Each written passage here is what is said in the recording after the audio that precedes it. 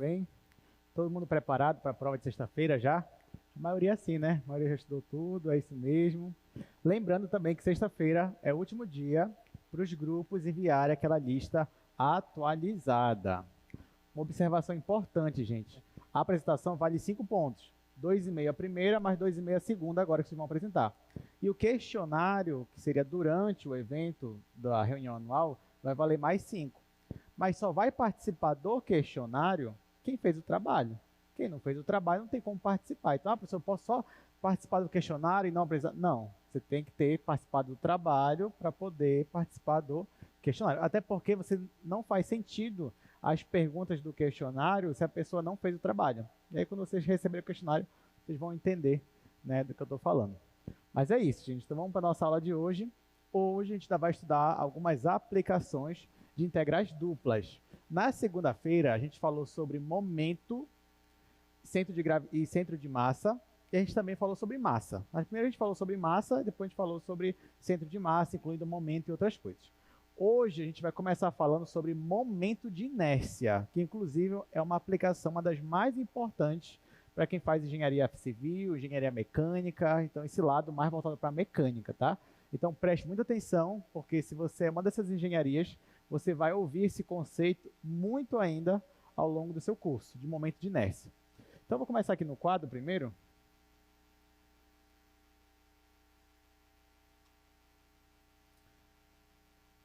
E ó, vamos falar sobre esta aplicação aqui, momento de inércia. Bom, perceba que quando eu falo de momento de inércia, eu estou falando de momento também. O que é um momento que a gente estudou na aula passada? Imagina que você tem um sistema e você tem uma partícula aqui, ó. Essa partícula. Aí eu peço para você, essa partícula tem uma massa m, e eu peço, olha, gente, calcula para mim o momento dessa partícula. Momento de massa. Aí você vai me dizer, professor, mas em relação a qual eixo? Eixo X ou eixo Y? Lá, em relação ao eixo X, por exemplo. Aí você fala, beleza, então. Eu vou olhar para cá, eu vou olhar a distância dessa partícula até o eixo X. Essa distância é justamente a minha coordenada Y. E eu vou dizer, então, que o momento para essa partícula vai ser a massa dela vezes a distância. Isso aqui é momento. O momento ele também tem a ver com o movimento de rotação. Agora, o que é o momento de inércia, gente? O momento de inércia nada mais é do que você pegar a massa do seu objeto e multiplicar agora pelo quadrado da distância.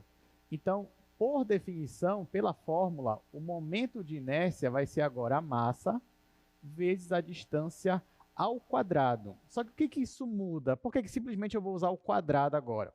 Bom, quando a gente fala de momento de inércia, a gente está falando também, você pode entender ele como sendo a resistência de um objeto a rotacionar. Porque ó, a palavra momento está ligada com rotação. E a palavra inércia, se você lembrar, você vai lembrar da primeira lei de Newton. O que diz a lei da inércia? Um corpo em movimento tende a ficar em movimento, um corpo parado tende a ficar parado. Então, imagine que você tem dois corpos aqui, dois corpos, e você quer movimentar os corpos, você quer empurrar. Quanto maior a massa de um corpo, é mais difícil para você conseguir empurrá-lo. Mas já que eles têm o mesmo formato, quanto maior a massa, mais difícil. Em termos de rotação, isso também conta. Quanto maior a massa de um corpo, é mais difícil de você rotacionar ele. Só que além da massa, você pode ter dois corpos com a mesma massa, só que um ser muito mais difícil de rotacionar do que o outro. E por quê? Por causa do formato do corpo. Então, se você tem, por exemplo, um corpo circular e você tem um corpo aqui quadrangular, é muito mais fácil você rotacionar, por exemplo, o circular. Né? Por quê? Por causa do formato deles. Então, o momento de inércia de um corpo, ele vai medir a resistência que um corpo tem à rotação, a sair da inércia rotacional. Então, quanto maior o momento de inércia de um corpo, mais difícil é para você rotacionar esse corpo. Quanto menor é o momento de inércia desse corpo, mais fácil é rotacionar esse corpo. Mas não se preocupe, que isso aí é mais para questão de física, você já deve ter visto isso em Física 1. Se não viu ainda, você vai ver. O pessoal das engenharias aí que eu comentei também vai ver muito dessa definição. Mas, por enquanto, você pode entender essas ideias aqui iniciais que eu já passei para vocês. Só que isso aqui, gente, é um momento de inércia de uma única partícula. E aí eu não quero, por exemplo, de uma única partícula. Eu quero o quê? Eu quero de um objeto bidimensional, algo mais extenso. Então, vou tirar isso aqui. E imagina agora que eu quero calcular o momento de inércia de uma região dessa daqui, de um objeto que tem esse formato. O que eu vou fazer? A mesma ideia que eu já venho fazendo aqui há alguns dias. Eu vou colocar essa região dentro de um retângulo. Então, colocando isso aqui dentro de um retângulo, eu vou dividir esse retângulo em subretângulos de mesma área. Então, está aqui, subretângulos de mesma área. Vou escolher um desses retângulos para eu calcular o momento de inércia dele. Vamos escolher esse subretângulo aqui. Além do subretângulo que eu escolhi, eu vou escolher um ponto dele. Vamos dizer que eu escolha este ponto bem aqui, ó. Vamos dizer também que para esse meu objeto eu tenho a densidade dele em cada ponto. Então, para esse subretângulo, eu escolhi esse ponto. Eu vou calcular a densidade nesse ponto. E vou considerar que em todo o subretângulo a densidade ela é constante.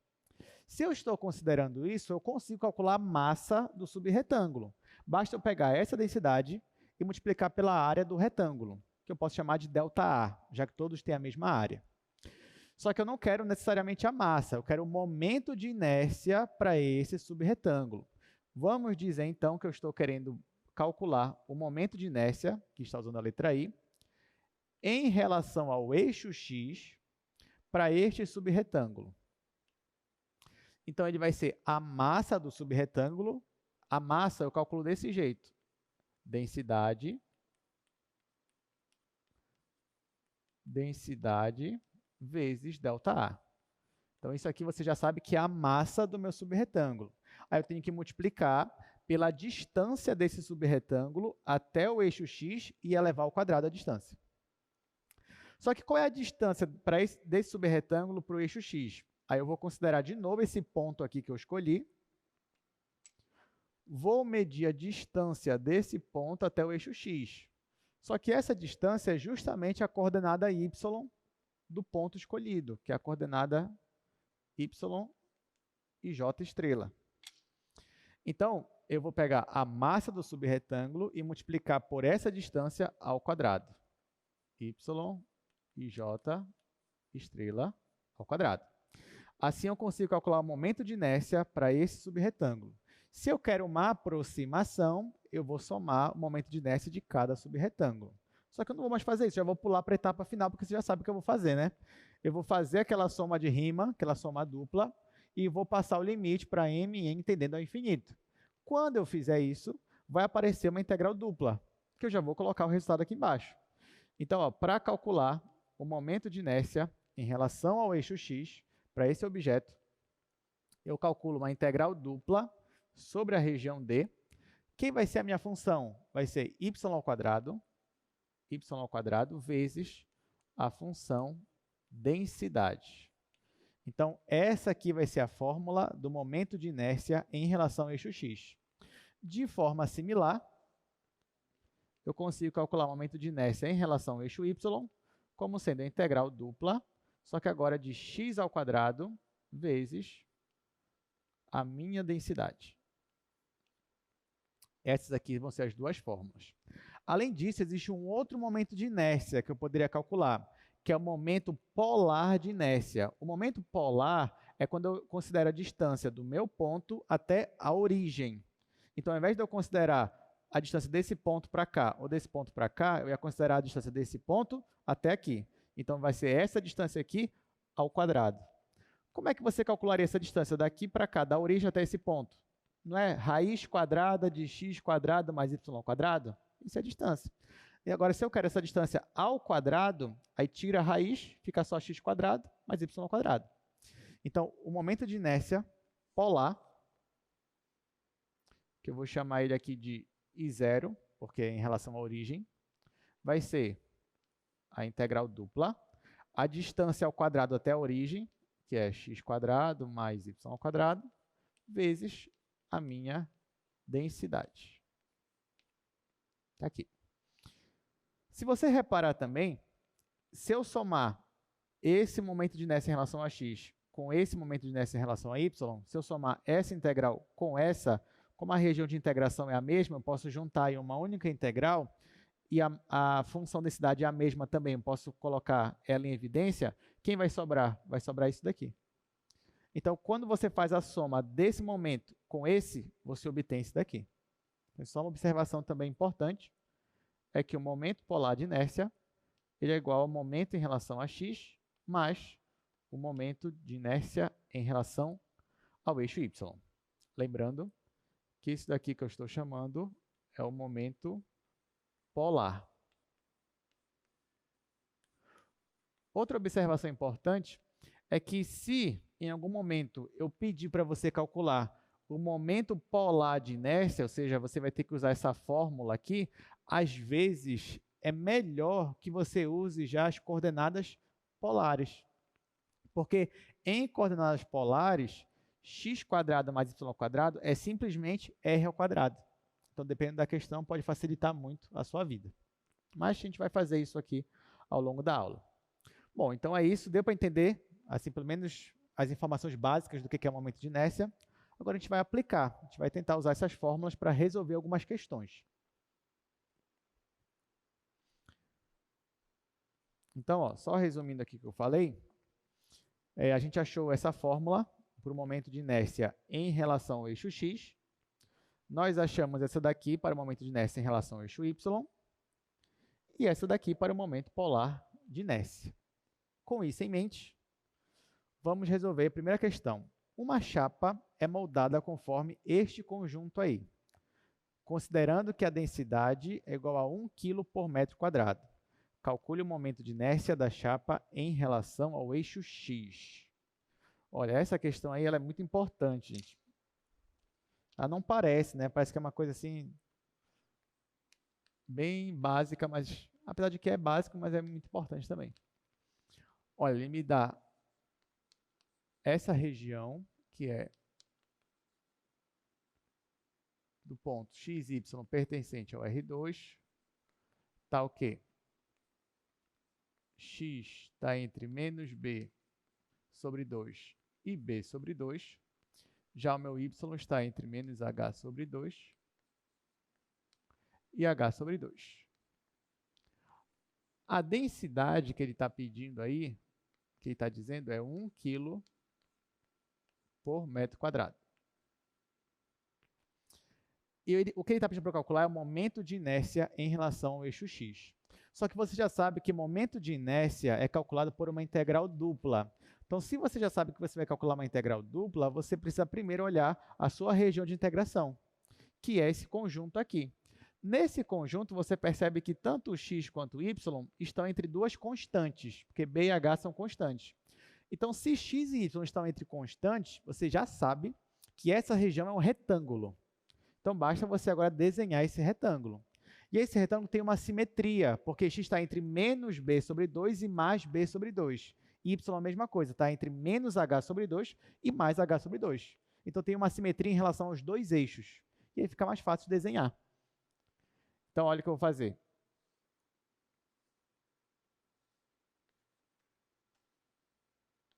Vou colocar aqui nosso retângulo e vamos dizer que ele está assim. Então, ó, essa aqui é a nossa região retangular.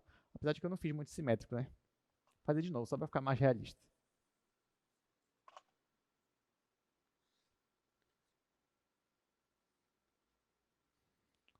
Fazer aqui de novo. Tá, agora sim, agora ficou mais simétrico. Ó, aqui é b sobre 2. Aqui em cima já é h sobre 2. Aí aqui já é menos b sobre 2, aqui já é menos h sobre 2. Então, essa daqui é a nossa região de integração. Como é um retângulo, é muito fácil de eu fazer a integral dela. né? Basta colocar os intervalos de x e y. E já que ele quer o momento de inércia em relação ao eixo x, então eu já sei que a fórmula disso daqui é a integral sobre a região y² vezes a minha função densidade. Bom, a minha região eu já sei que é essa. A minha densidade é 1. Então, aqui, ó, já coloco que isso aqui é 1. Então, isso aqui vai desaparecer. E a minha integral vai ser integral de menos h sobre 2 até h sobre 2, menos b sobre 2 até b sobre 2, e a função aqui é y². Estou integrando primeiro em x, depois eu vou integrar em y. Na verdade, gente, isso daqui, quando eu falo que a densidade é igual a 1, praticamente estou pedindo para você ignorar a densidade. É porque quando você vai estudar mais a fundo esse assunto, você vê que tem dois tipos de momento de inércia. Tem momento de inércia de massa, que é esse que nós definimos, e tem momento de inércia de área. A área é quando eu estou ignorando essa parte mais física, as propriedades físicas do material. Que nem agora, quando eu digo que a densidade é 1, basicamente estou dizendo que esse momento de inércia aqui vai coincidir com o momento de inércia de área, tá bom? Ok, então basicamente eu quero saber qual é o momento de inércia para uma região retangular. Então vamos voltar para cá. Aqui eu já vou separar em duas integrais, eu posso fazer isso porque é um retângulo, então vai ficar a integral de menos h sobre 2 até h sobre 2, y² dy, e integral de menos b sobre 2 até b sobre 2 dx. Antes de eu calcular a integral, observe que o meu intervalo é simétrico. Então, vale a pena eu querer observar se essas funções que estão aqui é uma função par ou uma função ímpar. Bem aqui você já observa que é uma função par, que é y². Então, f de x é igual a f de menos x. E essa aqui é uma função par? O que vocês acham? Ou ímpar, ou nenhum dos dois? Né? Pode ser nenhum também. Essa função aqui ela é uma função par. Por quê? Porque é uma função constante. Qual é a função que está aqui? A função unitária, a função 1. Aí pensa numa função constante. Numa função constante, f de menos x vai ser sempre igual a f de x. Vai ser o mesmo valor constante. Então, isso é uma função par, isso é uma função par. Então, eu vou aplicar, vai ficar duas vezes a integral de 0 a esse valor, e aqui também, duas vezes a integral de 0 até esse valor. Aí, como vai ficar 2 vezes 2, vai ficar 4. Então, o momento de inércia em relação ao eixo x vai ficar 4 vezes integral de 0 a b sobre 2 dx, integral de 0 h sobre 2 y². Agora sim, vamos integrar. A integral de 1 é o próprio x. Então, isso aqui vai ser 4 vezes x aplicado de 0 a b sobre 2. Aqui a integral é y² sobre 3, isso de 0, h sobre 2. Bom, esse 3 vou colocar mais aqui na frente, vai ficar 4/3. Aí esse x eu vou colocar b sobre 2. Então, vezes b sobre 2. Quando eu colocar 0, é 0. Bom, esse 3 eu já coloquei para cá. Aqui no lugar do y eu vou colocar h sobre 2. Então, vai ficar h sobre 2 ao cubo. Vai ficar assim. Eu já vou simplificar esse 4 com esse 2, que vai ficar 2. Então, é 2/3 vezes b, e aqui h ao cubo dividido 2 ao cubo é 8. Só que eu vou simplificar aqui o 2 com 8, aqui vai ficar 4.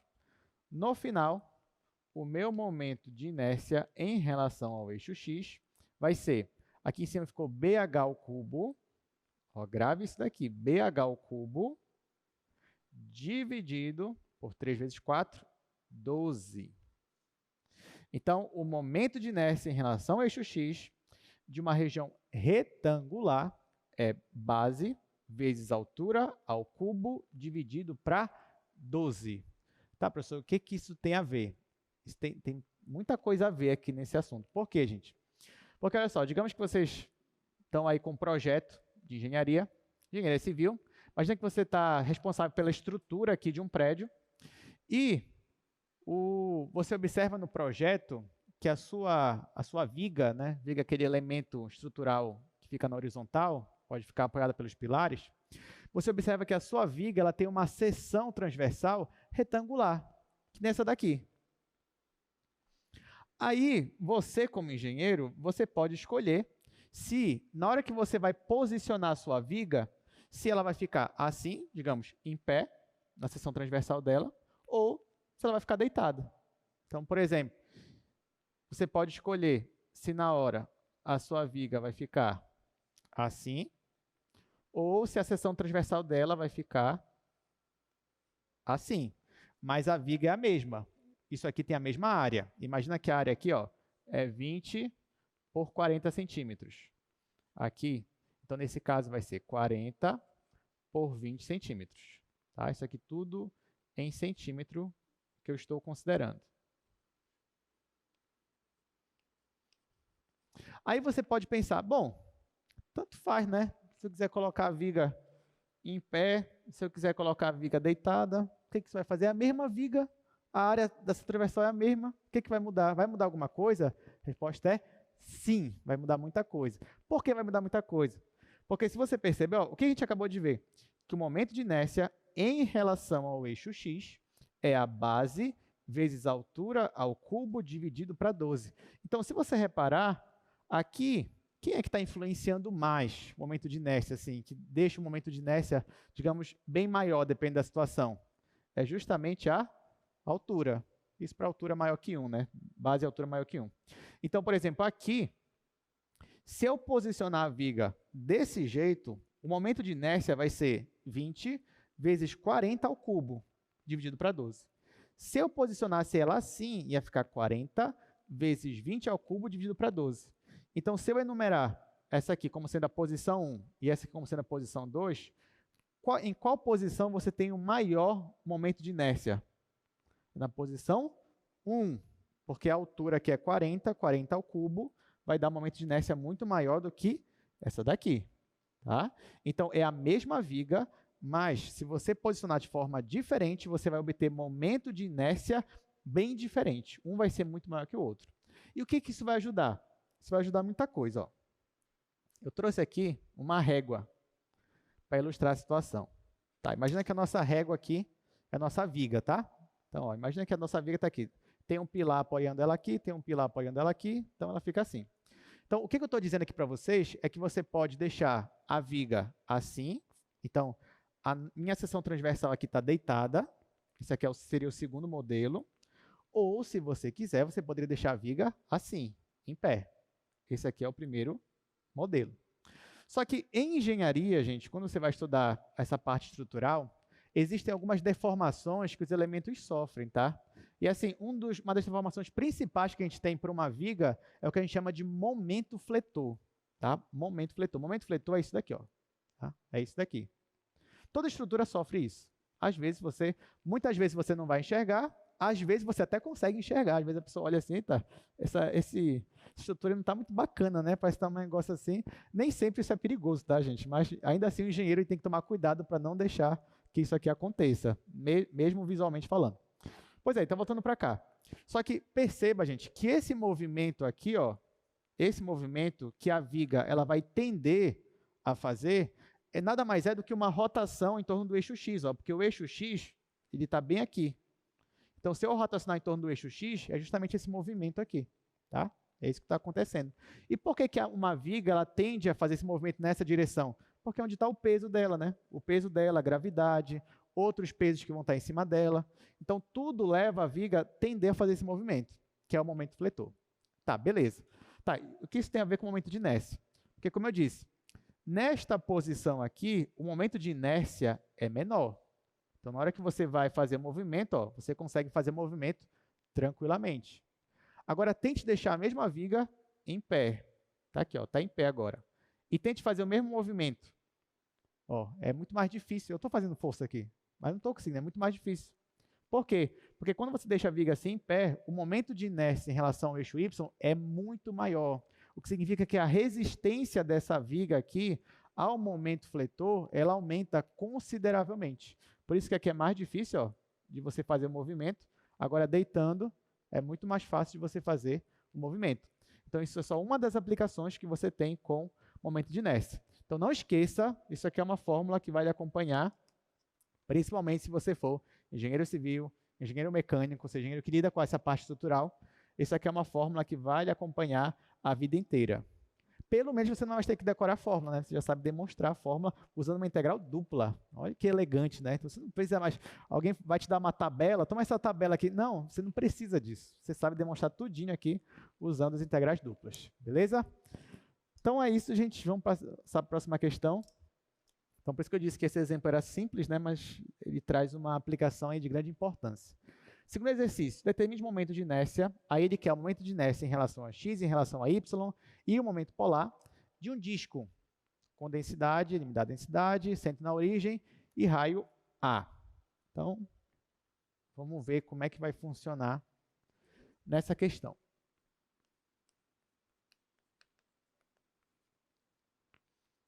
Bom, nós temos aí a densidade. A densidade é constante C. E outra coisa que ele fala aqui é que a nossa região nada mais é do que um disco de centro na origem e raio A. Então aqui não tem muita informação, né? Para a gente anotar. Bom, está tudo aqui já. Ele quer que calcule o momento de inércia em relação a x, y e polar. Antes de eu calcular o momento de inércia, você já sabe que não importa o momento de inércia que você for calcular, você vai usar uma integral dupla. Se você vai usar uma integral dupla, é importante que você olhe a sua região e já pense, será que eu vou olhar isso aí em coordenadas retangulares ou polares? Se a minha região é circular, não vou pensar duas vezes, vou usar coordenadas polares. Em coordenadas polares, essa região aqui, nessa região, o raio ele vai variar de 0 a A e o meu ângulo θ vai variar de 0 a 2π. Então, na hora que eu for calcular minha integral, eu vou aplicar esses limites aqui. Então, vamos lá. Vamos calcular primeiro o momento de inércia em relação ao eixo x. Eu já sei qual é a fórmula. É a integral dupla sobre uma região y² vezes a minha função densidade. Só que eu já vou passar isso aqui para coordenadas polares. E aqui eu tenho um retângulo polar. Então, vai ficar assim. Integral de 0 a 2π. Integral de 0 a A. No lugar do y vai ficar r seno θ ao quadrado, vai ficar r ao quadrado, seno ao quadrado. Vezes a densidade, só que a densidade é constante. Se ela é constante, eu já vou colocar ela aqui fora da integral. Ó. É constante mesmo? Então, está aqui. Essa é a densidade. Está ali. Acabou aqui? Não. Tem o jacobiano, porque eu transformei para polares. Então, eu tenho que multiplicar ainda aqui com o jacobiano. Está aqui. E aí, eu estou integrando primeiro em R, depois eu vou integrar em θ. Essa é a nossa integral. Vou logo separar em duas integrais, para eu não perder muito tempo. Vai ficar C, integral de 0 a 2π, aqui, seno ao quadrado, integral de 0 a A, r ao quadrado vezes r, vai ficar r ao cubo. Bom, esse daqui é muito mais rápido de fazer, vou logo resolver ele, vai ficar r² sobre 4. E esse daqui, já vou comentar sobre ele, até porque a gente já fez ele aqui em sala. Vai ficar C dividido para 4, r elevado a 4. Isso de 0 a A. Gente, essa integral aqui, nós já resolvemos em sala. Eu creio que eu já falei da importância dela, de você resolver uma integral dessa. E lembrando que para resolver isso aqui, você vai precisar de uma identidade. Qual é a identidade trigonométrica? Seno ao quadrado é a mesma coisa que meio, ó, já vou colocar aqui.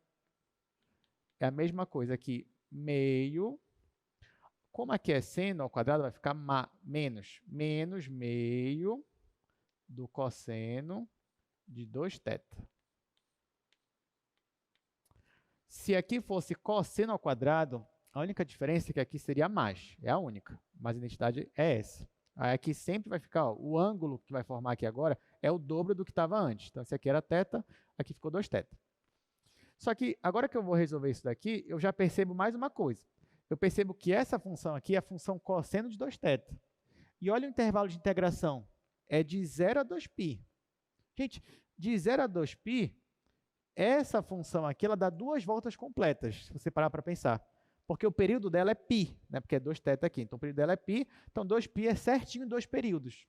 Então, a sua função constante vai dar duas voltas completas, o que significa que na hora que você for integrar, a região de cima vai anular a região de baixo. E a integral vai dar 0. Então, isso daqui, ó, já estou dizendo que na hora que eu for integrar, isso aqui vai dar 0. Ah, professor, mas se eu não souber disso... Calma, se você não souber, não tem problema. Você integra normalmente, isso aqui vai dar seno de 2θ sobre 2. Quando você aplicar de 0 a 2π, vai dar 0 de qualquer forma. Mas aqui eu já estou me adiantando. Então, isso aqui zerou. Só resta aqui esse meio. Então, ficou mais fácil agora. Ó. Vai ser igual. Bom, aqui, no lugar do R vai ficar a quarta. Depois eu vou colocar 0 e vai zerar. Então, C vezes A dividido para 4. Aqui, gente, integral de meio é meio vezes θ, né? Então, vai ficar θ sobre 2. E eu estou aplicando de 0 a 2π. Aqui eu esqueci a quarta, né? Que é R a quarta ali. Tá, o que está faltando agora? No lugar do θ vai ficar 2π. 2π sobre 2 é π. E quando eu colocar 0, vai zerar. Então, no final, vai ficar C vezes π vezes A elevado a 4 dividido para 4. Então, esse daqui é o nosso momento momento de inércia em relação ao eixo x. É essa fórmula aqui. Agora, ele ainda quer que eu calcule o momento de inércia em relação ao eixo y e o momento polar. Olha o que eu vou fazer. Eu já vou calcular o momento polar de inércia, antes do momento em relação ao eixo y. Por que eu vou fazer isso? Porque, olha só, já que eu já estou usando coordenadas polares mesmo, então talvez seja muito mais fácil que eu calcule logo o momento polar. Você já vai ver por quê. Porque quando eu coloco aqui a fórmula do momento polar de inércia, é integral dupla de x² mais y² vezes a densidade. Só que já que eu estou usando coordenadas polares, eu já sei que esses dois aqui somados, isso aqui já é r². Então, isso aqui vai ficar muito mais fácil, que vai ficar assim, ó. Já passando para polares. Isso aqui é constante C, eu vou colocar aqui fora. Vai ficar integral de 0 a 2π, a região é a mesma, né? Integral de 0 a A. Aqui vai ficar r² vezes R do jacobiano. dr dθ. E agora ficou muito mais fácil, né? Isso aqui vai ser C, que é aquela constante, r² sobre 4, né? Já que aqui ia ficar r³ de 0 a A. E aqui, integral de dθ é só o θ mesmo, θ de 0 a 2π. Quando eu colocar 0, todo mundo vai zerar aqui. Quando eu colocar A, vai ficar a quarta. E aqui, quando eu colocar 2π, vai ficar 2π. Então, 2π sobre 4. Isso aqui no final vai ser C vezes π vezes A elevado a 4 dividido para 2. Porque esse 2π vai simplificar com 4, por isso que ficou 2 aqui. Então, esse daqui é o momento polar de inércia. Só está faltando agora eu calcular o momento de inércia em relação ao eixo y. Mas eu não vou fazer uma integral para isso, porque a gente acabou de ver que o momento polar não é o momento em relação a x, mas o momento em relação a y. Então, isso significa também, ó, já vou fazer só aqui no cantinho mesmo. Então, significa também que o momento em relação a y, ele é igual ao momento polar menos o momento em relação ao eixo x. Né? Peguei daquela fórmula aqui, o momento polar seria esse mais esse. Isolando esse, a fórmula ficaria assim. O momento polar é essa fração. O momento em relação a x é essa fração. Repare que o numerador é o mesmo, c vezes π vezes a quarta. Então, a única diferença é que aqui é metade disso e aqui é 1/4 disso. Então, se eu fizer metade menos 1/4, vai ficar 1/4. Tá? Se você faz 0,5 menos 0,25, fica 0,25. Então, a resposta aqui é que vai ficar c vezes π vezes a elevado a 4 sobre 4. O que deu o mesmo em relação... Deu o mesmo momento em relação ao eixo x, o que já é de se esperar, né? Porque já que você tem uma simetria ali no seu disco. Então, esses são os 3 momentos de inércia, né, para aquela figura do disco. Repare, então, ó, que o que vai influenciar muito a resistência de você rotacionar um disco é o raio dele. Ó, porque fica raio elevado a 4. Tá? Então, o raio vai influenciar bastante ali na hora que você quiser rotacionar um disco. Alguma dúvida até aqui, gente? Tudo de boa? Tá, então... Próximo exercício. Ó, a densidade já não é mais constante no próximo agora. Determine o momento de inércia em relação ao eixo Y de uma lâmina com densidade, agora a densidade já não é mais constante, e essa lâmina ocupa uma região limitada por duas curvas, que são essas daí.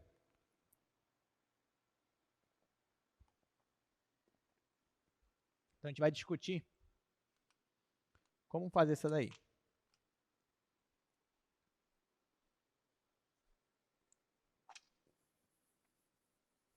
Mas agora que a gente sabe a fórmula, não tem muito mistério para fazer essas questões.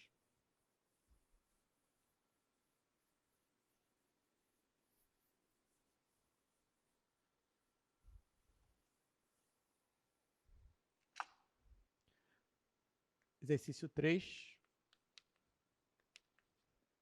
Ele me diz que a densidade ela é igual a C vezes Y. E a minha região está limitada entre as curvas y é igual a 1 menos x², y igual a 0. Vamos fazer, gente. Bom, primeiro que ele já me deu densidade, então agora falta eu descobrir como é a minha região. Agora, uma observação importante. A minha densidade aqui que ele me deu foi C vezes Y. C é uma constante. Ele poderia me dar essa informação de uma outra forma. Que forma ele poderia me dar? Ele poderia dizer assim, ó, veja bem, ele poderia dizer a densidade do meu objeto é diretamente proporcional à distância até o eixo x. A densidade do meu objeto é diretamente proporcional à distância até o eixo x. Se eu digo que é diretamente proporcional, tem uma constante aqui de proporção, c. E como é que você calcula a distância de um ponto até o eixo x? Não é com a coordenada y? Então, a densidade, em outras palavras, isso que eu acabei de dizer para vocês, significa isso aqui.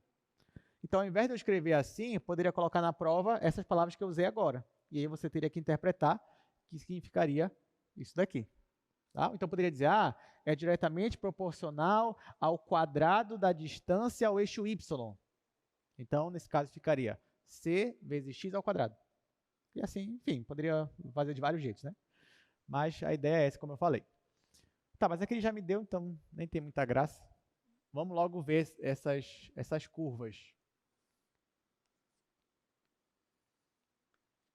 Olha só, ele me deu duas curvas para eu analisar. A primeira é y igual a 0, que essa é a mais fácil, né? Esse é o próprio eixo x. Então, essa curva aqui coincide com o eixo x. Agora, essa daqui, 1 menos x², você tem que olhar principalmente para cá, para o x². Porque x² é uma parábola com cavidade para cima que toca a origem. Agora, se você faz menos x², essa parábola vai ficar com cavidade para baixo, mas ainda vai encostar na origem. E se você faz menos x² mais 1, você faz a parábola deslocar uma unidade para cima. Então, no final, a sua parábola ela vai ficar assim. Isso daqui. Aqui é 1. Aí eu te pergunto, tá, essa aqui já é a nossa região que a gente quer. E é muito importante para a gente saber quais são esses pontos aqui, onde há essa interseção, ou seja, em quais pontos a minha parábola ela corta o meu y igual a 0, que é o meu eixo x. Para eu saber disso, você poderia simplesmente igualar isso daqui igual a isso daqui, ou seja, 1 menos x² tem que ser igual a 0. Quando é que isso vai acontecer? Quando o x for igual a quanto? For igual a mais ou menos 1. Então, se você resolver essa equação aqui, você vai descobrir que o x pode ser mais ou menos 1 e vai dar certo. Então, aqui, ó, esses pontos é 1 e menos 1. Pronto, descobri a minha região. Por essa região, eu vou analisar ela como sendo uma região do tipo 1, porque o meu y já está entre duas funções de x. Então, já vou olhar para cá como uma função do tipo 1. Se é do tipo 1, eu vou olhar primeiro para y. Então, meu y ele está entre duas funções. Quais são as funções? A região está acima dessa reta aqui, que é y igual a 0, e está abaixo da parábola, que é a parábola 1 menos x². Agora, olhando para x, eu olho só para as constantes. A minha região começa em menos 1 e termina em 1. Então, eu coloco aqui menos 1 até 1. Esses são os limites de integração para essa região. Agora eu posso calcular a minha integral, que é o momento de inércia. Ele quer que eu calcule o momento de inércia em relação ao eixo y. Então, eu já sei que o momento de inércia em relação ao eixo y vai ser a integral. Aqui eu já vou montar a integral mesmo, tá, gente? O y está entre 0 e 1 menos x quadrado. O x está entre menos 1 e 1.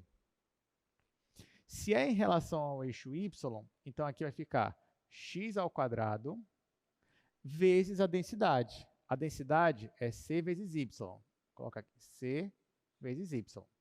Aqui eu estou integrando em y, depois em x. Aqui eu não posso separar logo, porque isso aqui é uma região do tipo 1. Tem que logo integrar aqui em relação a y. Quando eu integrar em relação a y, vai ficar essa constante vai sair, integral de menos 1 a 1.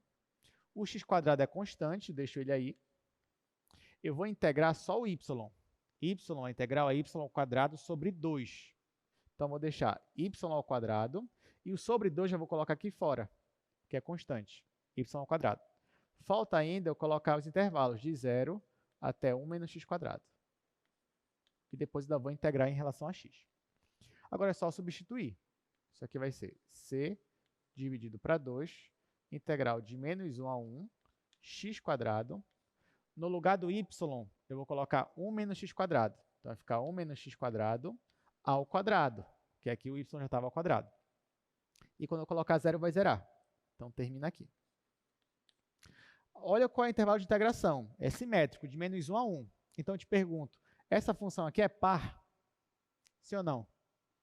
Sim. Sim, pode colocar no lugar do x ao quadrado em 10x, menos x ao quadrado em 10x, mesmo que tenha esse menos na frente, mas é a mesma função. Então, essa função aqui é par. Se essa função aqui é par, então eu vou usar aquela propriedade. Vai ficar 2 vezes essa integral de 0 a 1. Então, o meu momento de inércia vai ser 2 vezes essa integral. Só que esse 2 vezes, vou eliminar logo com esse 2 aqui que está dividindo. Vai ficar só a constante c. C, integral de 0 a 1. E aqui eu vou desenvolver x quadrado vezes aqui o quadrado do primeiro, que é 1, menos 2 vezes o primeiro pelo segundo, mais o quadrado do segundo. O que eu ainda posso fazer aqui é distribuir o x quadrado com parêntese. Então, isso aqui vai ser integral de 0 a 1, x quadrado menos 2x elevado a 4 mais x elevado a 6. Agora sim eu vou integrar. Fazer aqui embaixo. Então, o meu momento de inércia vai ser c vezes aqui x ao cubo sobre 3 menos 2/5 de x elevado a 5 e mais x elevado a 7 dividido para 7. Vou aplicar o intervalo de 0 a 1. Quando eu colocar 0, vai zerar, então não interessa. Quando eu colocar 1, vai ficar só os coeficientes. Vai ficar 1/3 menos 2/5 mais 1/7. Isso aqui é c, 1/3 menos 2/5 mais 1/7. Aí você fala, professor, eu não tenho nem medo da integral, eu tenho medo dessa parte aqui, né? Das frações, MMC e tudo mais. Pois é, mas só ter calma. Aqui eu tenho 3 números primos, 3, 5 e 7. Então, o MMC vai ser o produto deles, 3 vezes 5 vezes 7. 3 vezes 5 vezes 7 vai dar 105. Então, é C, é aqui, 105. Aí, 105 dividido para 3 é a mesma coisa que 5 vezes 7, é 35. 35 vezes 1, 35. Menos 105 dividido para 5 vai dar 21. Vezes 2 vai dar 42. Aí, mais 105 dividido para 7 vai dar 15. 15 vezes 1 é 15. Agora é só fazer essa conta. 35 mais 15 é 50, menos 42 é 8. Então, isso aqui é 8 dividido para 105 vezes C. Tá? Então, esse aqui é o nosso momento de inércia. Eu não lembro se ele falou que se a densidade é quilo por metro quadrado. Se for quilo por metro quadrado, então isso aqui é... O meu momento de inércia é quilo metro quadrado, tá? Porque o momento de inércia é massa vezes distância ao quadrado. Então, é quilo metro quadrado da unidade. Mas se ele não falou, só coloca unidade de momento de inércia. Mas a resposta é esta daqui. Ok? Bom, com isso, nós terminamos mais uma aplicação. E agora a gente vai para a última aplicação.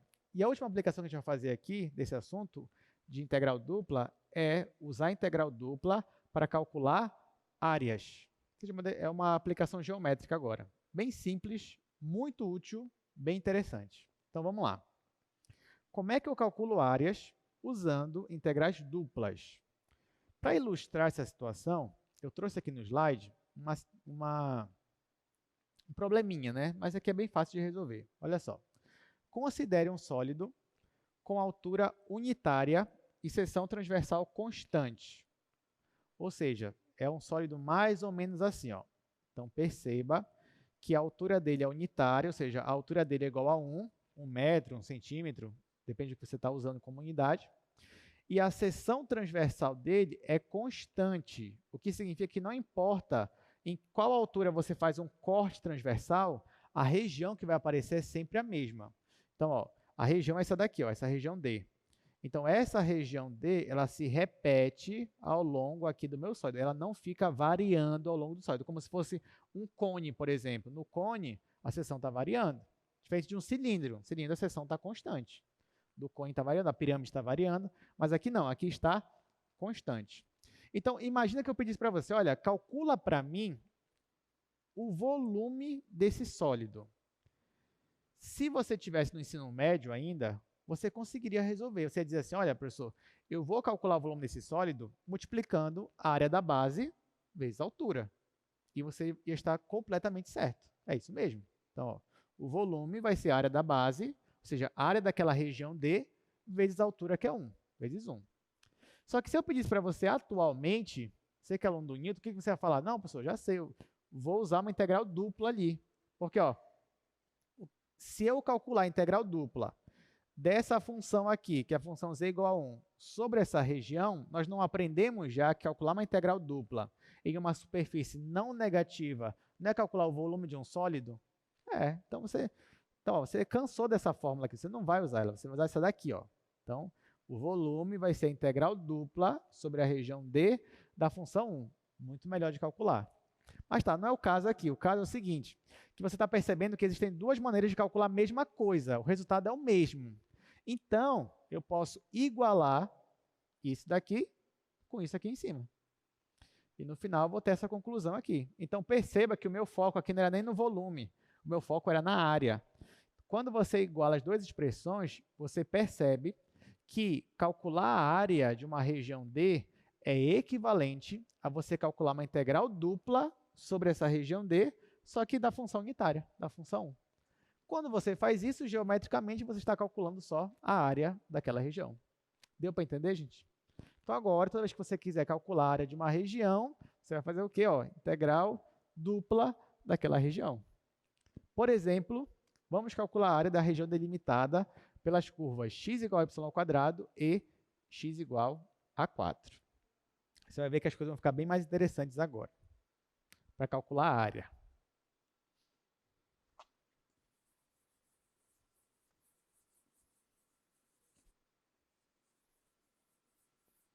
Aí ele só me deu duas curvas, que eu vou anotar aqui, depois eu já sei que ele me pediu a área.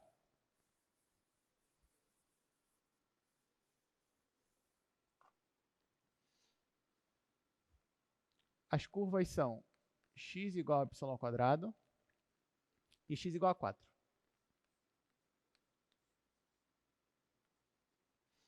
Então, a primeira coisa que a gente vai fazer é desenhar as curvas no plano cartesiano e assim tentar analisar que região é essa que a gente quer calcular a área. Você olha para essas funções, você percebe que é x igual a y², ou seja, é uma função que depende de y. X depende de y. Aí você fala, poxa, professor, eu estou acostumado com o contrário, né? Eu estou acostumado a ser y igual a x², y igual a 4. Se fosse assim, eu conseguiria resolver. Então, na prova, eu posso trocar? Pode, não tem problema. Só que, assim, tome cuidado, porque nem sempre, quando você faz uma troca, é uma simples troca, se você só faz uma vez, acabou. Não, às vezes você esquece alguns detalhes. Então, para não ter erro, vamos trabalhar com isso aqui mesmo, com essas curvas do jeito que estão aqui. Então, ó, trabalhando assim, O que não é também difícil, porque olha só, a gente vai ter aqui o plano cartesiano. E a primeira curva que a gente tem é x igual a y ao quadrado. Se fosse y igual a x quadrado, seria uma parábola com cavidade para cima, tocando a origem.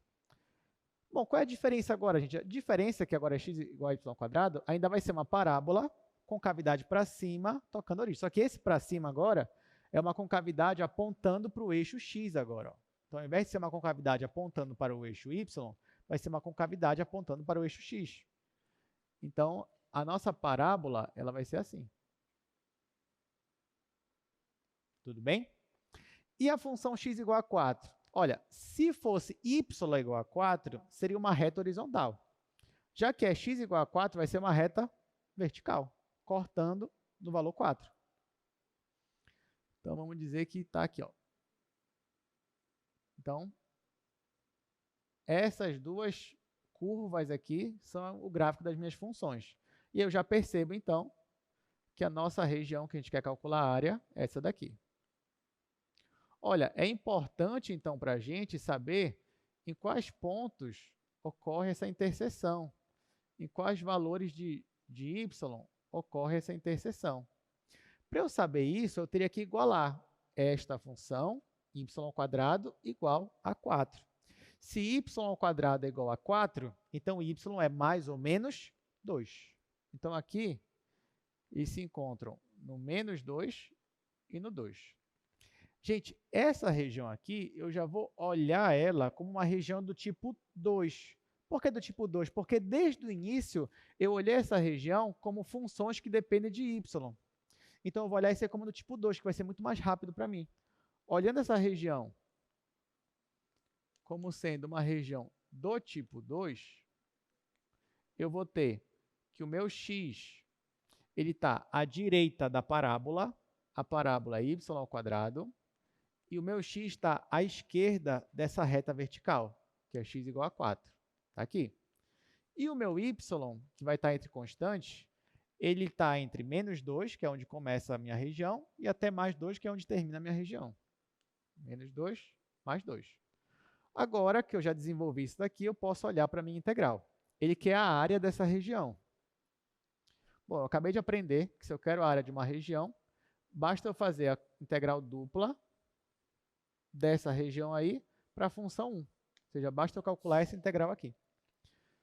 Então, olhando já como do tipo 2, vai ficar de menos 2 a 2. Aqui vai ficar de y² até 4. Aqui eu estou integrando primeiro em x, depois em y. É isso. A minha função é 1. Quando eu integrar em relação a x, vai ficar x. Então, isso aqui vai ser integral de menos 2 a 2, x, e ainda vou aplicar y² até 4. Isso aqui é a integral de menos 2 a 2. No lugar do x eu vou colocar 4, menos no lugar do x eu vou colocar y². Na verdade, gente, isso aqui você já fazia no cálculo 1, só que você já pulava para essa etapa, ó, porque se você lembrar, lá no cálculo 1, se você tinha uma situação parecida com essa, ó, eu tenho aqui uma parábola, eu tenho aqui uma reta, eu queria essa região aqui. Aí lá no cálculo 1 você aprendeu área entre curvas. Aí o que você tinha que fazer lá? Você tinha que ver qual era essa função aqui. Ah, era a função y igual a 4. Qual era essa função aqui? A parábola era y igual a x². Aí então você fazia lá para calcular a área, integral de menos 2 a 2, a função que está em cima, menos a função que está embaixo. Então, na verdade, lá no cálculo 1, você analisava e você já pulava para isso daqui. Agora não, agora a gente começa desde o início, né? A gente faz uma integral dupla. Então, você faz duas integrais, uma primeiro para chegar até aqui e depois para resolver. Mas pelo menos desse nosso jeito, né, a gente consegue desenvolver melhor se for uma região do tipo 2, por exemplo. Continuando, agora só falta resolver essa integral. Antes de eu resolver, eu percebo que meu intervalo é simétrico, de novo. Então, e essa função aqui é par, de novo. Essa função é par. Vai ficar duas vezes integral de 0 a 2. ser 2 vezes a integral de 0 a 2, 4 menos y². Agora eu vou integrar. Isso aqui vai ser 2 vezes. Integral aqui do número 4 vai ficar 4y menos y³ sobre 3. Isso aplicado de 0 a 2. Aqui só interessa o 2. Então, 4 vezes 2 é 8. Fica 2 vezes 8 menos, aqui 2² é 8 também, só que vai ficar 8/3. Isso aqui é 2 vezes 3. 3 dividido para 1 é 3, vezes 8, 24. Menos 3 dividido para 3 é 1, vezes 8 é 8. 24 menos 8 é 16, 16 vezes 2 é 32. Então, isso aqui vai dar 32 dividido para 3. Eu vou colocar aqui, unidade de área, já que ele não me deu. E acabou. Né? Encontramos aí essa área. Vamos para o próximo exercício. Calcule a área da região delimitada pelas curvas x igual a raiz de 2 menos y² e x igual a y. Essa daí é interessante também.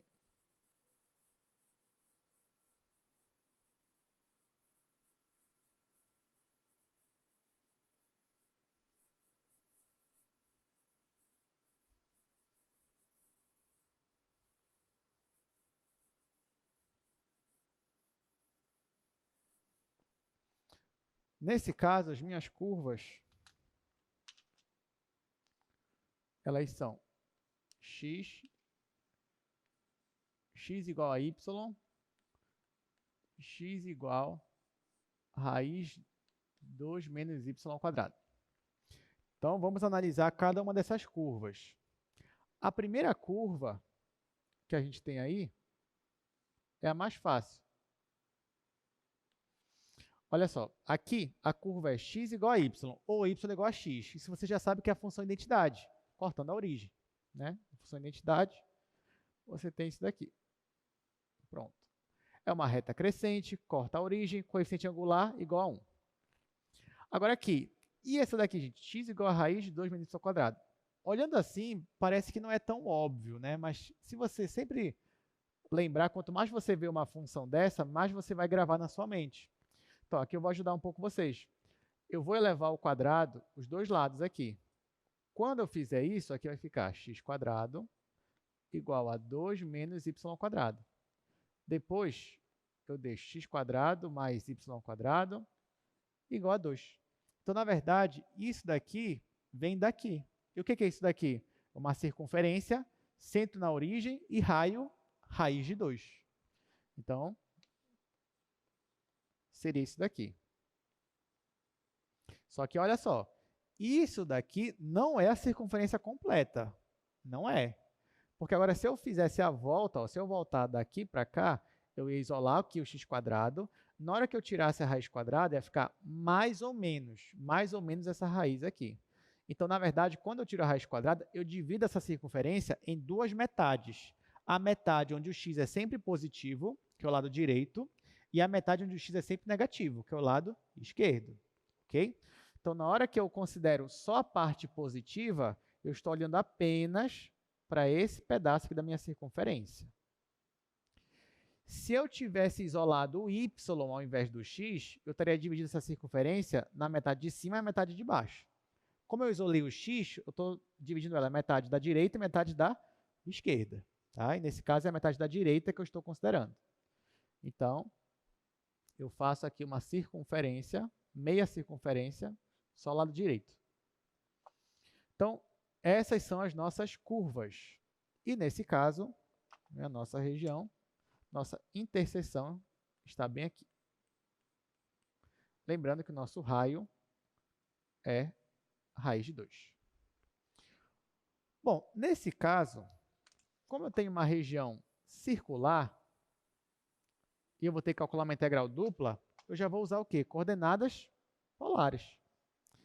Na hora que eu vou usar coordenadas polares, eu vou ter que o meu raio, ele vai de 0 até quanto, gente, o raio? É raiz de 2, né? É aqui, ó, raiz de 2. E o θ? Ele vai de quanto a quanto?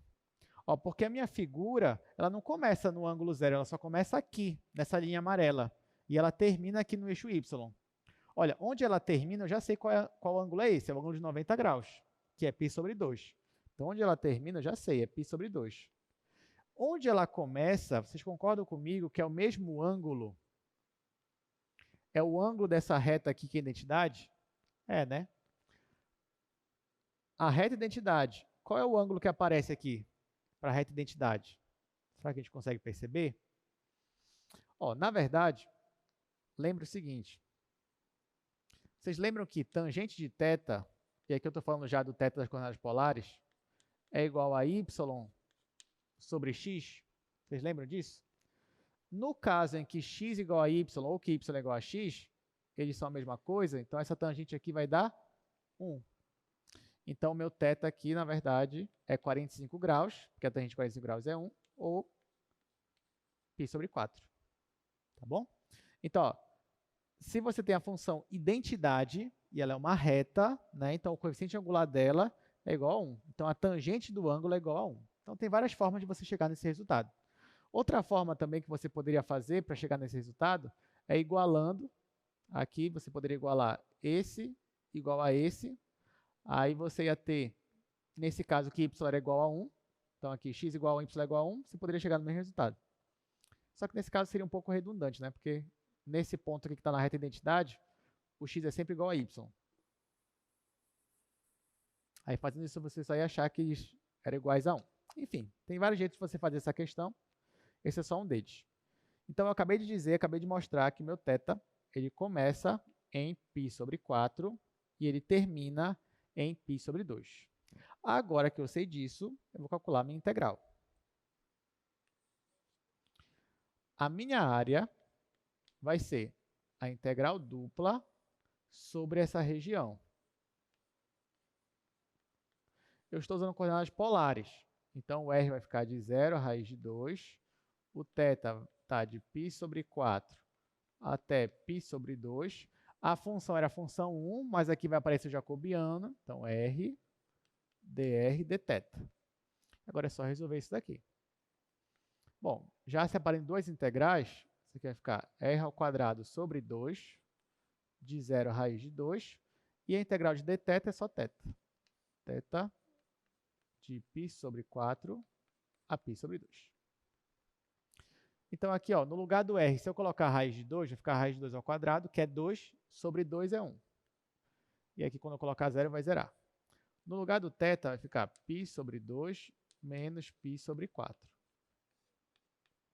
Bom, isso aqui vai dar π sobre 4. Então, essa daqui é a nossa resposta final. Aí você vai dizer, professor, eu não poderia ter pegado logo a área de um disco todo, que é πr ao quadrado, e dividir por 8, já que isso aqui é a oitava parte do disco? Poderia. Ia dar o mesmo resultado? Ia. Quer ver? Ó? Faz aí. Π vezes r ao quadrado. O r é raiz de 2. Então, ia ficar 2π de área. Divide por 8. 2π dividido por 8 vai dar π sobre 4. É da mesma coisa. Só que, apesar do resultado ser o mesmo, mas a resolução não é a mesma, né? Então, essa resolução aqui é muito mais elegante, muito mais bonita. Então, para que ficar usando aquela fórmula de πr ao quadrado, se você pode usar a fórmula aqui da integral dupla sobre a função unitária, né? Então, é isso. Ah, pessoal, e se na prova cair uma dessa, daí eu fizer daquele outro jeito, né? πr ao quadrado, dividido para 8. Ia estar certo? Estaria, não tem problema. Você ia acertar a questão e ia tirar 10 também, sem problema nenhum. Tudo bem? Eu acho que eu passei uma vez só numa prova, tinha a ver com o volume, acho que da esfera, ou de uma parte da esfera, e aqueles que perceberam só usaram a fórmula direto lá, 4/3 de πr ao cubo. E aí acertaram, né? Só que eles ficaram com medo, achando que eu poderia descontar, mas não, era o volume mesmo e acertou. Mas muita gente não percebeu, na verdade, que era o volume da esfera. E aí tentou por outros caminhos, tentou pela integral tripla, né, na época, acertou também, e outros acabaram errando também a questão. Mas tá, vamos lá. Terceiro exercício. Calcule a área de um cardioide dado pela curva polar. Olha só, esse terceiro exercício que vai aparecer para vocês agora, ele já envolve uma curva polar. Então as coisas começam a ficar bem mais interessantes aqui para a gente, tá?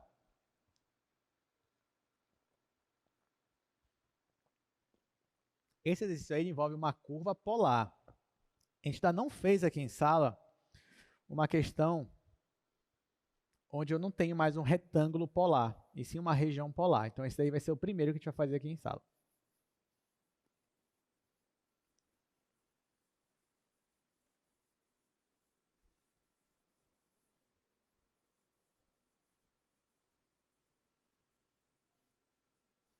Note que o exercício é bem simples, ele só me dá uma curva.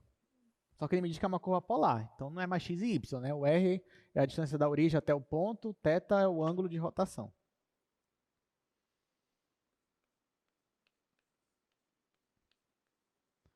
Mais seno θ. Gente, para eu fazer essa questão, olha o que eu vou fazer. Eu vou analisar o gráfico dessa função. Mas assim, o gráfico dela, como eu estou acostumado mesmo, em coordenadas cartesianas, né? Como seria o gráfico da função? Y igual a 1 mais seno x. Isso aqui é uma senoide. Uma senoide deslocada uma unidade. Tudo bem? Então, o que seria uma senoide, né? Como é a nossa senoide? A nossa senoide é uma curva mais ou menos assim, né? Está aqui a nossa senoide. Só que agora ela vai deslocar uma unidade para cima. Então, deixa eu fazer aqui de novo.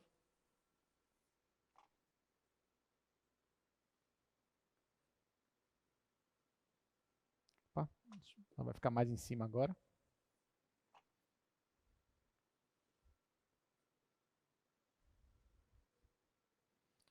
Então, a nossa senoide agora vai ficar algo mais ou menos assim.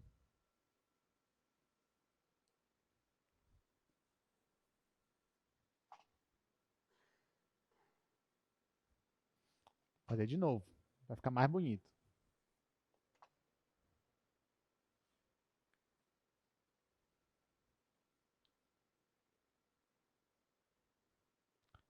Aqui. Pronto, está aqui.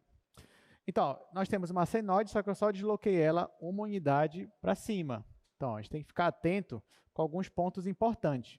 Quais são os pontos importantes de uma senoide? Isso aqui no eixo das abscissas, né? Eu tenho o ponto 0, né, que são os pontos lá do meu círculo trigonométrico. Eu tenho 0, π sobre 2, π, 3π sobre 2 e 2π. Então, quando é 0, eu estou aqui. Quando é π sobre 2, eu estou nesse topo aqui, ó, π sobre 2. Depois, eu volto para cá. Esse daqui é o π. Depois, esse daqui é o 3π sobre 2. E, por último, bem aqui, eu tenho 2π. Tá? Então, esses aqui são meus pontos importantes. Lembrando, quando eu estou em 0, aqui vai ficar seno de 0, que é 0, mais 1. Então, esse daqui é o meu valor 1. Está aqui. Quando eu estou em π sobre 2, aqui vai ficar seno de π sobre 2, que é 1. 1 mais 1 é 2. Então, aqui esse topo aqui é 2. Depois, quando eu estou em seno de π é 0 de novo. Eu volto para o 1. Estou bem aqui de novo. Depois, quando eu estou em 3π sobre 2, aqui vai ficar seno de 3π sobre 2 é menos 1. Menos 1 mais 1 é 0. Por último, quando eu estou em seno de 2π, isso aqui é 0 de novo, então aqui vai ficar 1 de novo, que é esse ponto bem aqui. Tá? Então, esse daqui é o gráfico desta função, se eu estivesse olhando isso aqui em coordenadas cartesianas. Mas isso aqui é uma função polar, então eu tenho que analisar isso como sendo o raio e o ângulo. Tá? Mas esse gráfico aqui vai me ajudar a desenhar o gráfico dessa curva polar e vai me ajudar consideravelmente. Então, vamos lá. Então, isso aqui, se eu estivesse considerando que esse eixo é o eixo θ e aqui é o eixo R. Agora, vamos tentar transformar isso daqui numa curva polar. Vou fazer aqui embaixo.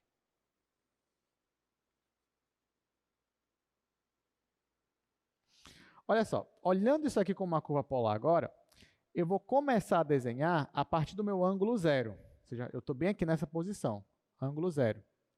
Quando o meu ângulo é 0, o meu raio é 1. Tá? Quando o meu ângulo é 0, o meu raio é 1. Ou seja, quando o meu ângulo é 0, seno de 0 é 0, sobra só 1. Então, eu vou aparecer bem aqui. Ó. Digamos que esse daqui é meu ponto 1.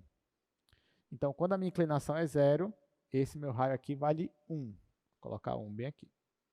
Pronto. No primeiro quadrante, que é quando o meu θ ele vai de 0 até π sobre 2, o valor do seno vai aumentando. E o valor dessa função aqui vai aumentando de 1, vai aumentando até chegar em 2. Então, no primeiro quadrante, a minha distância vai aumentando até chegar no máximo, que é a distância 2. Então, eu vou marcar o ponto 2 aqui. Vamos dizer que o ponto 2 está bem aqui. E daqui, conforme eu vou rotacionando, a minha distância vai só aumentando. Até que quando chegar bem aqui, a minha distância é 2. Então, esse daqui seria mais ou menos o meu desenho aqui. Meu raio está aumentando até chegar aqui. No segundo quadrante, o que vai acontecer? No segundo quadrante, que é de π sobre 2 até π, esse meu raio vai começar a diminuir. Diminuir até voltar para 1. Então, eu estava aqui em π sobre 2.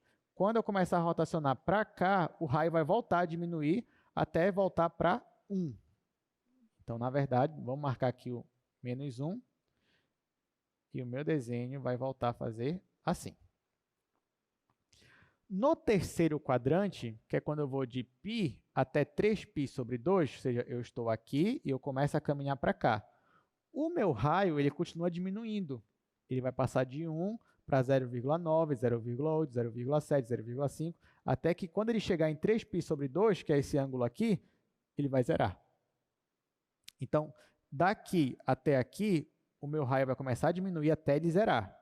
Então, eu vou fazer um movimento mais ou menos assim. Zerou. Por último, no último quadrante, aqui de 3π sobre 2 até 2π, ou seja, eu estou aqui, o meu raio, que era 0, volta a aumentar, até que quando eu fizer uma volta completa, ele volta para 1. Então, aqui ele está em 0, aí ele vai começar a aumentar até voltar para 1. Então, esse daqui é o nosso cardioide. Conseguimos dar aqui a nossa volta completa. Gente, isso daqui que vocês estão vendo é uma região polar. É uma região polar. Não é mais um retângulo polar, mas é uma região polar. E nesse caso aqui, eu posso, para calcular a área dessa região, eu posso usar coordenadas polares. Não só posso, como devo, né? Já que ele já me deu aqui a minha curva polar. Como é que vai ficar a minha integral, então? Se eu quero calcular a área de uma região, teria que fazer assim, área, eu já sei que é integral dupla sobre a minha região. Se eu quisesse usar coordenadas cartesianas, eu teria que transformar primeiro isso daqui para coordenadas cartesianas. E aí eu teria que usar aquelas identidades, tá? Porque olha só, aqui que eu fiz, né, que eu estava explicando para o Jorge, aqui eu estou fazendo esse senoide como se isso aqui fosse cartesianas, digamos, e o gráfico seria esse. Isso aqui só é um artifício, só é uma ferramenta para me ajudar a desenhar isso daqui mesmo. Mas se eu fosse querer usar essa curva polar, transformar ela num gráfico de coordenadas cartesianas, eu ia ter muito mais trabalho, porque eu ia ter que usar aquelas propriedades lá de transformação para poder achar o gráfico. Eu não quero isso, eu já quero ficar com essa curva do jeito que está aqui. Então, o que eu vou fazer na hora de colocar as minhas limitações? Eu vou querer usar a integral por coordenadas polares, só que eu tenho que ver qual é a minha limitação. Nesse caso, o meu raio está entre o Q e o Q. Primeira pergunta, a origem faz parte da minha região? Sim ou não? A origem faz parte da minha região. Então, o meu raio sempre vai começar em 0, porque a origem faz parte. Então, nesse caso, deixa eu fazer aqui. O meu raio, ele está entre 0. E qual é o valor máximo para o raio? Aí depende, né? Você vai falar, professor, depende. Porque, se eu caminhar a partir da origem para a direita, o valor máximo é 1. Mas se eu caminhar para cima, o valor máximo já é 2. Se eu caminhar radialmente inclinado, o valor máximo já vai ser outro. Então, como é que eu vou saber qual é o valor do raio? Tá, tudo bem, não dá para dizer um valor fixo para o valor máximo do raio. Porém, vocês concordam comigo que não importa onde eu caminhe aqui radialmente, eu sempre vou esbarrar nessa curva amarela? Sempre. E essa curva amarela, não é essa curva polar bem aqui? É. Então, o meu raio está sempre entre 0 e está sempre dentro dessa curva polar. Então, meu raio está entre 0 e 1 mais seno. E agora o θ, ele já vai estar entre 0. Bom, para eu desenhar essa região, eu tive que dar uma volta completa, né? Então, θ está entre 0 e 2π. Pronto. São esses limites que eu vou usar aqui. Então, passando para coordenadas polares, o meu θ vai estar entre 0 e 2π. O meu r vai estar entre 0 e 1 mais seno. Como eu passei para polares, vai aparecer aqui o jacobiano. Vou integrar em r obrigatoriamente, depois em θ. A integral de r é r quadrado sobre 2. Então, vai ficar 1 sobre 2 aqui fora logo. 0 a 2π. E aqui é r ao quadrado. Só que eu ainda vou aplicar de 0 até 1 mais seno. Então, no lugar do r, eu vou colocar 1 mais seno. Então, vai ficar 1 mais seno ao quadrado. Então, isso aqui é igual a meio integral de 0 a 2π, 1 mais seno ao quadrado de θ. Agora eu vou desenvolver. Quadrado do primeiro, mais 2 vezes meio pelo segundo, e assim por diante. Então, ó, a minha área vai ser meio integral de 0 a 2π. O quadrado do primeiro é 1, mais 2 vezes primeiro pelo segundo é 2 vezes seno. Mais o quadrado do segundo é seno ao quadrado. Bom, eu teria que calcular a integral disso, mais a integral disso, mais a integral disso. Só que olha só, aqui no meio eu tenho a função seno. E a integral é de 0 a 2π. É um período completo. Então, quando eu for integrar o seno nesse intervalo aqui, já vai dar 0. Então, já me adianto e já coloco isso aqui igual a 0. Para esse seno ao quadrado, eu vou usar aquela propriedade, né? Aquela identidade, que é meio menos meio do cosseno de 2θ. Então, isso aqui vai ser meio integral de 0 a 2π. Aqui vai ficar 1 mais meio menos meio do cosseno de 2θ. Ó, de onde apareceu isso daqui? É só a identidade que eu apliquei no seno ao quadrado. Só que aqui, de novo, ó, eu tenho cosseno de 2θ e olha o intervalo de 0 a 2π. Então, isso aqui também vai ser 0. Quando eu integrar. Pronto. Então, aqui dentro só vai sobrar 1 mais meio. 1 mais meio é 3,5. 3,5 não, 1,5, né? 3 sobre 2. Então, a minha área vai ser meio vezes 3 sobre 2. Bom, a integral ficou de uma constante, né? A integral é θ. Então, θ de 0 a 2π. Aqui o θ vai ficar só 2π. 2π vai simplificar com 2 aqui. Resposta final, 3 sobre 2π. Unidade de área. Então, olha que legal, a gente acabou de descobrir a área do coração. Qual é? Do cardióide, né? Então, é 3 sobre 2 vezes π. Bom, para encerrar nossa aula, a gente ainda tem 17 minutos, né? Então, eu queria encerrar com essa questão. A gente já viu a do cardioide, agora da rosácea. Então, calcule a área de uma rosácea de 4 pétalas, dada pela curva polar. Aqui ele já até disse, né, o que é o desenho, não era nem para ele ter falado. Ele poderia só dizer assim, olha, calcule a área dada por essa curva polar. Mas ele já disse, vai ser uma rosácea de 4 pétalas. Então, vamos fazer.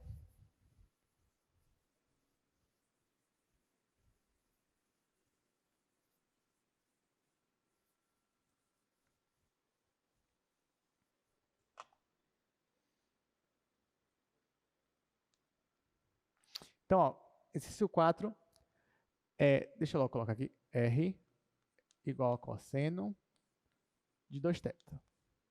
Bom, para eu resolver esse problema, de novo, eu primeiro vou supor, vamos considerar que isso daqui fosse uma função em coordenadas cartesianas, né? Então, isso daqui seria uma função cosseno. Então, ia dar uma cossenoide aí no nosso gráfico. Eu só vou fazer esse gráfico, gente, como eu falei anteriormente, é só para me auxiliar para ver como é que vai ficar o raio, conforme eu vou variando ali o meu ângulo de rotação. Então, isso é só para nos auxiliar, mas se você quiser, você não precisa fazer essa parte lá daquele gráfico que eu fiz da senoide, não precisa fazer, não precisaria fazer lá nem aqui, mas eu vou fazer para me ajudar, para me auxiliar. Pois bem, então vamos lá. Só que aqui, ó, não é o gráfico como está acostumado, que é cosseno de θ, é cosseno de 2θ. Então, no intervalo de 0 a 2π, essa cossenoide, essa função cosseno, ela vai completar 2 períodos completos. Nesse caso, aqueles meus pontos principais, deixa eu voltar para cá, os meus pontos principais antes era 0, π sobre 2, π, 3π sobre 2 e 2π. Eram esses. Agora que eu vou completar 2 ciclos nesse intervalo aqui, vão aparecer outros pontos principais. Quais vão ser esses pontos? Ao invés de 4 pontos principais, vão ser 8 pontos principais. Porque olha só, você concorda comigo que aqui eu tenho π sobre 2, aqui o π é a mesma coisa que 2π sobre 2, aqui 3π sobre 2, e aqui ó, o 2π é a mesma coisa que 4π sobre 2. Então, antes, os meus pontos eram 0 sobre 2, né? Aqui π sobre 2, 2π sobre 2, 3π sobre 2, 4π sobre 2. Agora, os meus pontos principais vão ser 0, π sobre 4, 2π sobre 4, 3π sobre 4, 4π sobre 4, 5π sobre 4, 6π sobre 4, 7π sobre 4, 8π sobre 4. Tá? Vão ser esses pontos principais. Então, eu venho aqui.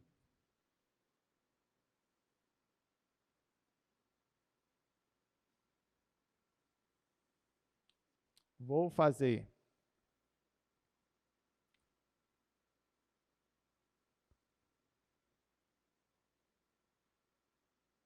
aqui 2 cossenoides.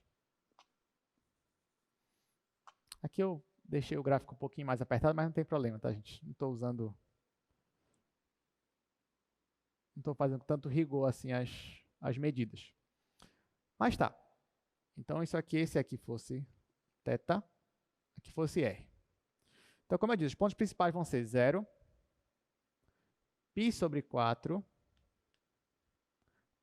aqui, π sobre 2, porque aqui seria 2π sobre 4, que é π sobre 2.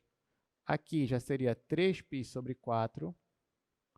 Aqui já seria 4π sobre 4, que é a mesma coisa que π. Aqui já seria 5π sobre 4. 5π sobre 4. Aqui já seria 6π sobre 4, que é a mesma coisa que 3π sobre 2. Aqui já seria 7π sobre 4. E por último, bem aqui, seria 8π sobre 4, que é a mesma coisa que 2π. Lembrando ó, que o meu raio, como é a função cosseno de 2θ, ele vai variar entre menos 1 e 1. Então aqui o máximo dele é 1 e aqui o mínimo dele vai ser menos 1.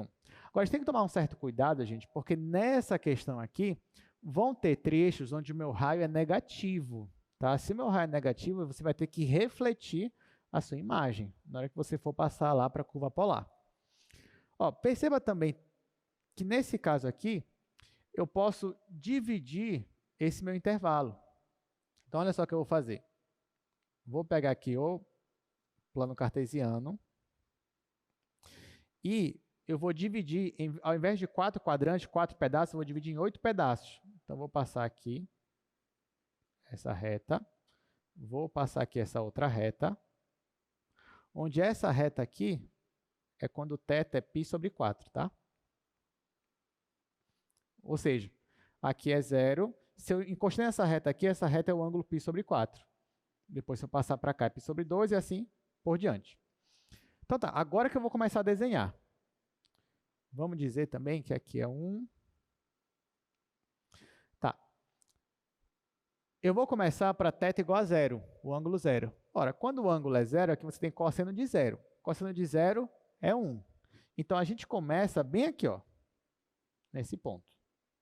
Ok. E depois? Nesse primeiro trecho aqui, gente, ó, que vai de 0 até π sobre 4, no ângulo, de 0 a π sobre 4, o seu raio ele vai diminuindo. Ó, ele vai passar de 1, vai diminuir, diminuir, diminuir, até que quando ele chegar em π sobre 4, ele vai zerar. Então, daqui para cá, ele vai diminuir até zerar. Então, você vai ter um desenho mais ou menos assim, ó. Aqui. Agora, de π sobre 4 até π sobre 2, é esse trecho bem aqui, ó, gente. π sobre 4 até π sobre 2. Nesse caso, o meu raio ele vai passar de 0 para menos 1. Em questão modular, é como se o raio estivesse aumentando de 0 para 1, só que no sentido negativo. Então, é como se meu raio estivesse aumentando de 0 para 1, mas refletido do lado contrário. Então, quando eu chegar aqui, ao invés de eu desenhar nessa parte aqui, eu vou desenhar aqui. Ó. Ao invés de eu desenhar nessa região, eu vou desenhar bem aqui. Tá? Então, eu vou fazer um raio aumentando de 0 para 1. Então, vou fazer algo mais ou menos assim.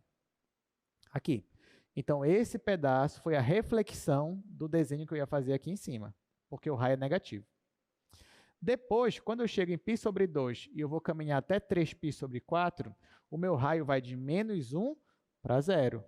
Então, é como se o raio estivesse diminuindo, e como ele está negativo, ao invés de eu desenhar ele aqui, eu vou desenhar ele aqui. Então, ele vai de 1 para 0. Então, eu faço um desenho assim, aqui. Só que cuidado, eu estou desenhando aqui, mas em questão de ângulo, eu estou bem aqui, nessa parte aqui de cima. Só que eu refleti. Agora eu estou aqui, ó. Essa parte é o 3π sobre 4. Aí nota que se eu rotacionar dessa reta amarela até essa outra reta amarela, eu estou indo de 3π sobre 4 até 5π sobre 4. Nesse trecho de 3π sobre 4 até 5π sobre 4, o meu raio ele vai de 0 para 1 e de 1 para 0. Então, nesse trecho aqui, o meu raio vai de 0 para 1 e de 1 para 0. Então, ele vai fazer assim, ó. Ele vai de 0 para 1 e de 1 para 0. Agora, eu estou aqui. Esse trecho é esse daqui, ó. É daqui para cá, que é de 5π sobre 4 até 7π sobre 4. Nesse trecho de 5π sobre 4 e 7π sobre 4, o meu raio ele vai de 0 a menos 1 e de menos 1 a 0. Ele vai de 0 a 1, de 1 a 0, só que no sentido contrário. Então, ao invés de eu fazer aqui, eu faço aqui em cima. Então, eu vou fazer o meu raio indo de 0 a 1 e depois de 1 a 0. E agora só restou esse trecho aqui. Esse trecho é esse último pedaço, ó, que vai de 7π sobre 4 até 2π. Nesse trecho, o meu raio vai de 0 e volta para 1. Então, aqui, vai de 0 e volta para 1. Essa daqui, então, é a nossa rosácea de 4 pétalas. Só que agora ele quer que eu calcule a área dessa rosácea. Olha o que eu vou fazer, gente. Vou ser mais esperto. Você concorda comigo que se eu calcular uma única área de uma única pétala e multiplicar por 4, eu vou obter a área que eu quero? Sim. Melhor ainda. Imagina que eu pego só metade de uma pétala. Metade aqui, ó. Se você vai dividir na metade, tá aqui, ó, metade. Vou chamar isso aqui de região D. Você concorda comigo que esse pedaço é 1/8 do todo? Então, se eu pegar esse pedaço aqui, calcular a área dele, e multiplicar por 8, eu vou ter a área que eu quero da minha rosácea? É isso que eu vou fazer. Tá, então, olhando só para esse pedaço aqui, gente, só para esse pedaço. Bora analisar quais são as limitações aqui para R e para θ. Bom, para o R sempre vai começar na origem, 0, e ele sempre vai se esbarrar na pétala, na rosácea. Então, meu R ele vai estar sempre entre 0 e a rosácea, que é cosseno de 2θ. E o meu θ, olhando só para essa região aqui, ele começa em 0 e termina em π sobre 4. Começa em 0 e termina em π sobre 4. Então, essas são as minhas limitações. E agora, eu vou calcular a área para essa região. Então, a área que eu quero, como eu disse para vocês, a área é 8 vezes a área dessa região D. Então, basta eu calcular uma vez da região D e depois multiplicar por 8. Tá, isso aqui vai ser 8 vezes. Aqui eu vou passar para coordenadas polares. Então, θ vai ficar de 0 até π sobre 4. O R vai de 0 até cosseno de 2θ. Como eu passei para polares, aqui tem que aparecer o jacobiano. Então, R, dr, dθ. Tá, agora integral de R quadrado sobre 2. Como tem um 8 aqui fora, vai ficar 8 sobre 2, vai ficar 4. Então, aqui é 4, integral de 0 a π sobre 4, e aqui r ao quadrado, de 0 até cosseno de 2θ. Bom, quando eu colocar o zero não interessa, né? Então, eu já coloco aqui o cosseno de 2θ ao quadrado. Então, a minha área vai ser igual a 4 vezes integral de 0 a π sobre 4, cosseno ao quadrado de 2θ. E agora, uso aquela identidade. Cosseno ao quadrado é meio, então isso aqui vai ser 4 vezes integral de π sobre 4, meio, mais, porque agora é cosseno, meio do cosseno de 4θ. 4, porque o que aparece aqui é sempre o dobro do que estava antes. Então, isso aqui era 2, vai ficar 4. Ok. Será que eu posso eliminar logo isso daqui? Olha, no final você vai ver que é 0 mesmo. Mas se você estiver inseguro, ó, porque o intervalo é de 0 a π sobre 4, não é mais de 0 a 2π. Então, é melhor você fazer a conta. Então, nesse caso, vai ficar assim. A área vai ficar igual a 4 vezes... Bom, a integral de meio é meio vezes θ. Vai ficar θ sobre 2. Mas a integral de cosseno de 4θ é seno de 4θ sobre 4. Como já tem esse 2 aqui, vai ficar sobre 8. Então, seno de 4θ sobre 8. Falta eu aplicar no intervalo de 0 até π sobre 4. Bom, quando eu fizer aqui no seno, gente, ó, quando eu fizer o θ como π sobre 4 vezes 4 é π. Seno de π é 0. E quando eu fizer 0, vai ficar seno de 0, que também é 0. Então, esse daqui vai zerar. Então, só falta substituir aqui. No lugar do θ, vai ficar π sobre 4. Então, a área vai ficar 4 sobre 2 vezes π sobre 4. Simplifico. No final, a minha área vai ficar igual a π dividido para 2. Unidade de área. Então, uma rosácea de 4 pétalas vai ter π sobre 2 unidades de área. Bom, então é isso. Espero que vocês tenham gostado das nossas aplicações de hoje. Na semana que vem, a gente já vai falar sobre integrais triplas. Então, boa prova para vocês na sexta-feira. A gente se vê novamente na segunda. Obrigado, gente.